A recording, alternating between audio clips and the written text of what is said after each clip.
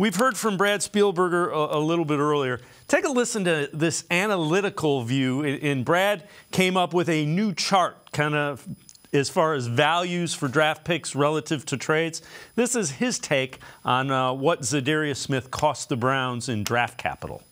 I like pick swaps a lot because if you're going to move, I mean, look, 2/5 for what was like a 6th and a 7th. Yeah. Realistically, none of those picks could be anything. I think on our chart, it comes out to the Vikings gained an equivalent of like a mid-5th round pick. The bigger thing was they were not going to pay him, or they didn't want to pay him. He was clearly disgruntled, was owed about $12.5 million, I want to say, for this year, and about $20 million the year after that. Instead, he comes to Cleveland. The last year of the deal is chopped off, so he's in a contract year, and it sounds like they reworked the deal a little bit to give him more guarantees and a slightly lower base value. So, yeah, Minnesota picks up some picks, but it's more about clearing money. They obviously go out and sign Marcus Davenport for a reason. I think it's kind of just like a win-win. Like, every party in this arrangement won. And Za'Darius Smith for a 5th-round pick sounds a lot like Amari Cooper for a 5th-round pick to me. That worked out pretty well. Pennies on the dollar. That's why every single time that I wanna come up with a hot take against Andrew Berry, he sits back in his castle and he says, "I see you, G. Bush. I see you down there talking this stuff, but you don't even know what I got on the table. Za'Darius Smith for these 5th-round picks. Are you serious?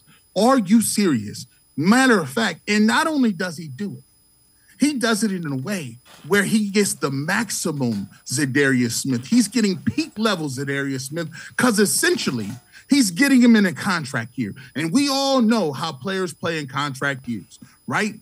I mean, we've even seen how we saw how Jadeveon Clowney played in a contract year. Did all right for himself. But I'm going to tell you what, the fact that you get a Za'Darius Smith at that level, and now it's just not getting him. Is you got Obo, who thought he was coming in to be the starter. So now you get an opportunity where you're mixing and matching and getting these guys in. Za'Darius Smith is a guy who when you line him up over guards, it's a complete mismatch. You can stand him up in a pass rush situation, and he's just so strong. Bull rush. He can be powerful transitioning in his rush.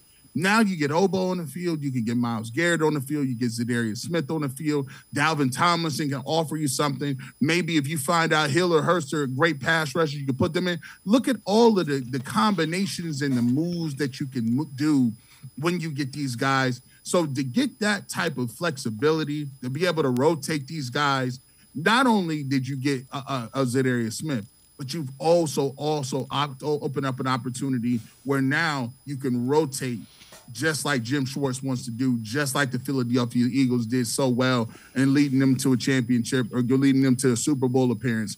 Now that's where you're getting depth, and now you're getting waves of guys coming in, and that's where it's really exciting.